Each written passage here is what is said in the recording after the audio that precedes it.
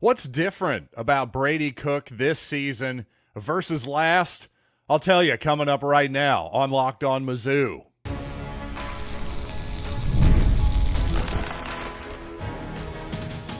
You are Locked On Mizzou, your daily podcast on the Missouri Tigers. Part of the Locked On Podcast Network, your team every day.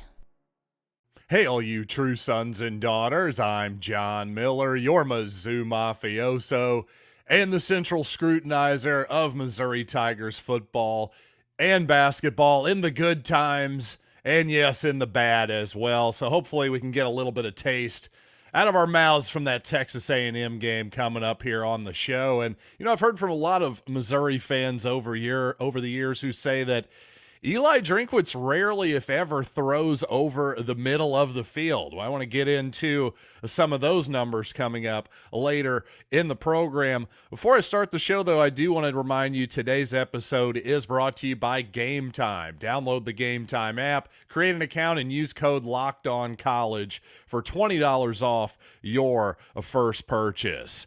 And I got to say, probably the most controversial thing I said from my last episode. By the way, some 250 comments on YouTube for my post-game episode on Texas A&M. I don't know if I should say congratulations to me, thank you guys very much, or just know that I got a lot of new haters on Missouri football joining me today, perhaps. But regardless, I know this. I didn't read all of those comments, as you might imagine. But I got to imagine my most controversial statement was about Brady Cook basically being the same guy as last season. He's just under too much pressure in 2024, and he's just not as good of a quarterback as almost everyone is, by the way, when you're under pressure. But I will say, I had one, well, actually, you know what, a fellow Mizzou mafioso, a former near classmate of mine. He graduated from J School 1 year before I did, but my old buddy Garrett had a challenge for me online. He said, you know what, John, I think you're wrong. He basically said, you look at these basic yards per attempt numbers, and Cook is a lot closer to his 2022 version of himself than he is 2024. So, you know what? I took Garrett under advisement there and took a really big deep dive into Cook's season so far, numbers, the whole thing. Also watched back every snap he made against Texas A&M. And I'll have my grades on every decision he made on this Texas A&M game a little later in the show. But let's start off with that statistical sort of analysis here. And when you look at Brady Cook's numbers so far here, I took these numbers from SEC StatCat, by the way, is where I got these particular numbers. But you look at on your left-hand column here, you've simply got Brady Cook's 2024. On the left-hand column, you've got his 23. Now, these top three numbers here are all adjusted yards per attempt. Now, I'm not going to go into forever and ever about why I think this is a pretty good catch-all number, but regardless, just trust me here for a second. And by the way, it does show just the overall numbers here, 6.8 yards per attempt in 2024 for Cook versus nearly 8.8 in 2024. So that's a big 2-yard difference right off the top. Now, the second numbers here are without pressure. In other words, Cook has a clean pocket to throw. Well, you're looking at a little bit different there too. Nearly 8.7 yards per attempt this season, whereas Cook was nearly at 10 yards per attempt last season. Now, I would say that a lot of that can come down to those deep passes that have not quite connected, and including, by the way, these numbers include the Texas A&M game. Hey, if Cook gets that 75-yarder and Minbu is not the ineligible player downfield for that obvious penalty in retrospect, hey, the numbers do look a lot different with maybe, let's say, 2 or 3 more big explosive plays that hit. Fair enough. But the third number, and really the bottom two as well, those are the most alarming numbers. If you're a Missouri fan, if you're a Brady Cook fan, like I think all of us are, the problem is this is Brady Cook under pressure. Now, of course, let's just start with his 2023 numbers again. Without pressure, Brady Cook throwing for nearly 10 yards a pass. Well, when he was under pressure last season, it was a lot different, about 5.5 yards per pass. Well, this season, again, a little bit different, a little less under without any pressure. Again, 10 yards versus about 8.5. That's a significant difference. But under pressure, that's where Brady Cook's been, well, a borderline disaster so far this season, averaging just 1 yard per attempt while under pressure this season. And to my original thesis, my original hypothesis, if you will, in the previous episode that, well, you know what, Brady's just been under pressure more often. Again, look at 2024 on the left, 2023 on the right, those bottom two numbers. Percentage of pressure, 20% versus 22.5. Well, actually, so far, what does that tell you? That's pretty much even, basically. But if anything, Cook was under slightly more pressure the previous season. And sack rate tells the same story, 5.5% versus 6.8% last season for Cook and Missouri. So what does that tell you? Well, it tells you that actually, in fact, there's been a similar pressure rate. If anything, Cook was under a little bit more pressure last season. But the bottom line is, when he's been under pressure this season, Brady Cook hasn't just been a different quarterback. He's really been a terrible quarterback statistically when under pressure. Now, don't get me wrong, the left side of the Missouri offensive line in particular has struggled at times this season.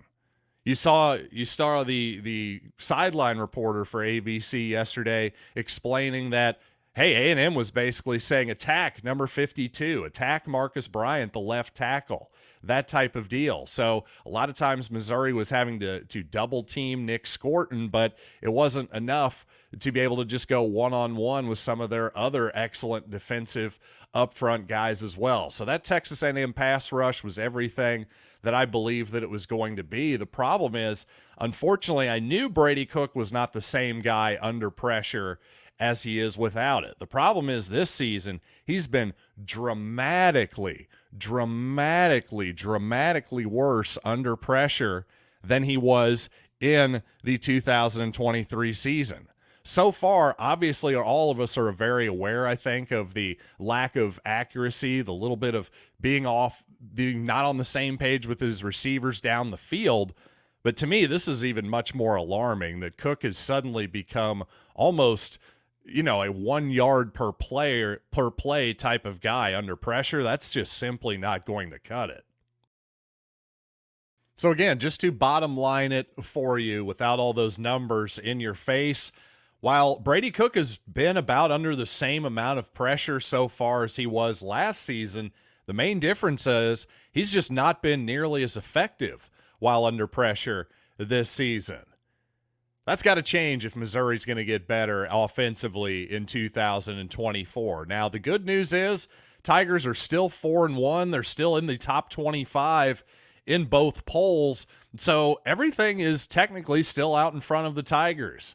Well, you beat Auburn here in a couple weeks. Maybe you at least play competitively down in Tuscaloosa against Alabama, and you're thinking, hey, a 10-2 season, still a possibility. And, of course, with Vanderbilt taking down Alabama, anything is obviously possible. 11-1 is still on the table. So the problem is, so far, Missouri itself, it just has not led up to my own expectations, the national expectations, statistical expectations, really just everything is there. A lot of it was just this past week against Texas A&M, just really nobody decided to show up.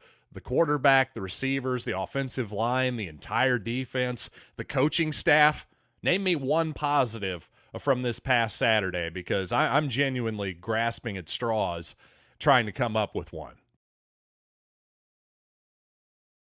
And for those Missouri football fans who say that the Tigers never throw over the middle of the field, well, I did some digging, and it turns out you are 100% right. So let's talk about those numbers coming up in just a little bit. But first, when it comes to finding somebody to fill the role for your small business, you want to find quality professionals that are right for that role, and that's why you have to check out LinkedIn Jobs. LinkedIn Jobs has the tools to help find the right professionals for your team faster and for free. And LinkedIn is not just a job board. LinkedIn helps you hire professionals you cannot find anywhere else, even those who aren't actively searching for a new job but might be open to the perfect role. And often those are the perfect candidates, people who already have a job. If they were, not everyone who is a qualified candidate is just going to be floating around in the job market. If you can do a little bit of scouting, well, that's why LinkedIn is such a great place to go. And it's why 86% of small businesses get a qualified candidate within 24 hours. Hire professionals like a professional on LinkedIn. Post your job for free at linkedin.com/lockedoncollege. That's linkedin.com/lockedoncollege to post your job for free. Terms and conditions apply. Now, I have to say, as a Mizzou fan, I've heard the criticism that the Tigers don't throw the ball enough down the middle of the field. I've heard that since at least all the way back to the Larry Smith days of Mizzou football. But when it comes to the Eli Drinkwitz era, specifically the 2024 season, well, I have to admit, a lot of these people may be onto something. There is no question about that because, again, there's some numbers here from SEC StatCat. And what you're looking at here, the bottom of your screen, those are behind the line of scrimmage passes. Let's focus on the second row from the bottom there, 0 to 10 yards. You'll notice middle of the field, 4 for 36 yards on the season is Brady Cook. But to the left, 25 of 30. To the right, 34 for 41. So you're saying 71 passes to the sides, either the left or the right side, from 0 to 10 yards. In the middle, just 4. That's quite an astonishing nearly 10-to-1 type of ratio. Then you go to the next row here, the 11 to 20 yard range, a little more intermediate. Let's zoom in so we can see that a little better. 3 to 6. 3 to 6 for 56 yards on the season, 6 for 15 to the left, 5 for 15 to the right. So again, a 5-to-1 difference here. 6 to the middle, 30 to the outsides. You even see a little bit of a difference there at the top of the screen as well in terms of deep balls. Now, of course, the success rates and the amount of yardage you're getting effective in the middle of the field, except, well, those deep balls, Missouri 0 for 5 so far on this relatively young season, although we're almost halfway through the season. That's one thing with college football. You're always dealing with small sample sizes one way or the other. There is no doubt about that. But again, look at those numbers. That's kind of astonishing. You've got 10 passes thrown to the short to intermediate part of the middle of the field all season versus about 100 passes thrown to the outside in those particular places. That is truly a 10-to-1 ratio from outside versus middle. I understand there's probably reasons to not want to throw the ball in the middle of the field as much. You don't put the ball, in theory, you're not putting the ball in jeopardy of an interception as much when you're throwing outside the numbers. So there could be a conservative element to this in terms of turnovers without a doubt. And also, hey, you want to protect your receivers a little bit and not just let them get murdered over the middle of the field all game. Though I will say, in 2024 and in the sort of, I don't know, for lack of a better term, the post-CTE era of football, the concussion awareness era of football, let's say, where you can't use your helmet, you can't hit guys in the helmet, that type of deal. The middle of the field is not as dangerous and scary of a place as it was in the days of Ronnie Lott and Barry Odom and other physical guys in the middle of the field. Harold Piercy to throw it back to the 90s as well. Guys who would safeties and linebackers who would make a lot of their money being basically injecting fear into tight ends and receivers over the middle of the field. Those days are, for the most part, done. And now you have a lot of linebackers who weigh 220 pounds and are glorified safeties and corners at a certain point. They're mostly there for pass coverage in this day and age and not necessarily being intimidators or run stuffers, that type of deal. So regardless, if you think this is a sound strategy or not. Those of you who think, man, Drinkwitz sure hates throwing the ball over the middle of the field. Well, again, based on that 10-1 left and right versus the middle ratio so far this season, not including the 20-plus yard passes, yeah, that is quite an incredible difference. There's no doubt about that.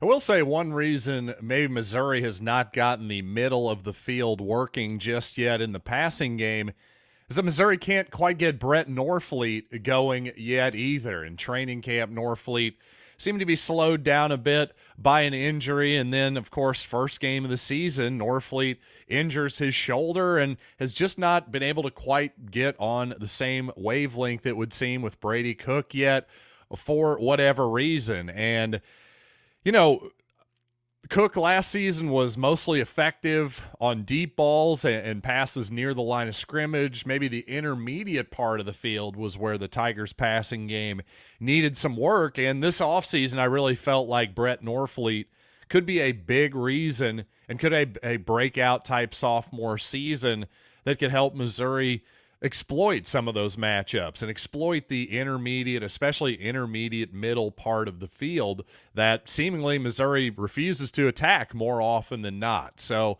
unfortunately, I think that could be as big a reason as any. Brett Norfleet's injuries and slow start have been as big a reason any why Missouri not really attacking that part of the field.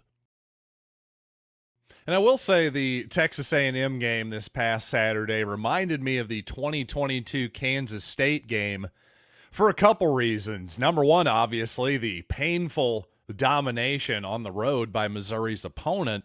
But number two, also the complaining by the winning team at the end of the game as Missouri scores. And this is why this reminded me of this, is because it's just amusing to me that sometimes you just can't win for losing. No matter what you do, somebody's going to be irritated at you, because Missouri at the end of this Texas A&M game, of course, decided to settle for a field goal. That annoyed some Missouri fans and some Texas A&M fans as well, going, "Oh, come on, you're just playing for to making it look a little better on the scoreboard," whatever it might be. Missouri settling for a field goal.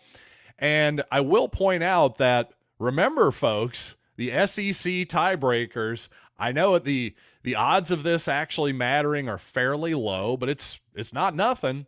There is a chance that among those SEC championship tiebreakers, it is scoring differential. So if you're going to complain about a team making the scoring differential look better, well, maybe take that part out of the tiebreakers, number one. But the more amusing part of this to me is I remember Kansas State fans were sort of annoyed and making fun of Missouri fans and the Missouri team, whatever it is, at the end of a 40-12 loss in 2022 when the Tigers did keep trying to get the ball into the end zone. And there was, I think at least one or two untimed downs, easy for me to say, at the end of that ball game, where eventually Cody Schrader did get a 1-yard touchdown run right at the very end of the game. Tigers get 6 point, make it 40-12. And I guess whether you try to kick a field goal or you try to score a touchdown, they're going to be annoyed with you one way or the other. So I just found that to be a little bit amusing. One thing I've learned about being online is you're never going to make Kansas State fans happy. So at the very least, I invite them to my page so I can monetize the haters. Now, as I said on my post-game program, complaining about officiating in terms of the actual result of that game, well, that would have been the height of loserdom in a 41-10 loss. But I will say this, the officiating was so bad on Saturday that there does have to be some accountability for it a little bit. So let's talk more about that and also get even a little bit more granular into a Brady Cook's Saturday coming up here in just a little bit. But first, let's talk about Gametime, because this time of year, live events, man, what a great time for fall weather and a great time to be outside at concerts, theater, sports, comedy, whatever you're into. It's all about Gametime, in my opinion. And Gametime has a new feature called Gametime Picks that makes it even easier to get tickets to your favorite live event. When you toggle on Game Time Picks, it'll basically cut out all the nonsense, get you to the best deals right now, tickets that are under market value, that type of deal. Hey, their algorithm knows exactly what it's doing. Just trust the Game Time Picks, and you can take the guesswork out of buying tickets with Game Time. Download the Game Time app, create an account, and use code LOCKEDONCollege for $20 off your first purchase. Terms apply. Again, create an account and redeem code LOCKEDONCOLLEGE for $20 off. Download Game Time today. What time is it? Game time.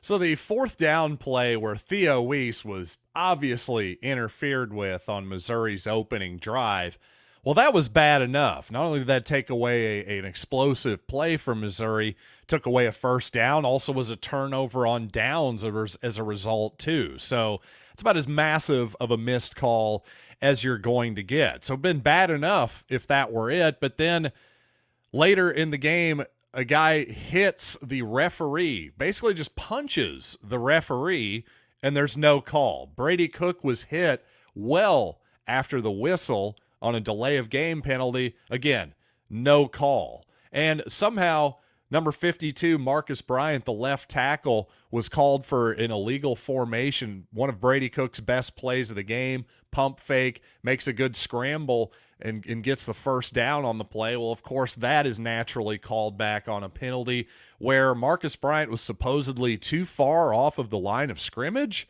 Go back and watch that one, folks. I mean, if you're a Kansas City Chiefs fan, Jawan Taylor was probably watching that play going, wait a second, I line up 2 yards farther back than that every single Sunday. I'm not sure what was going on with that call. But regardless, I'm not saying there was some conspiracy against Missouri or anything, especially not when I see just awful calls happening all over college football each and every week. I do have to wonder at some point, with all of the money slushing around in football these days, well, we're able to somehow cut a little bit and funnel some more of it to the players.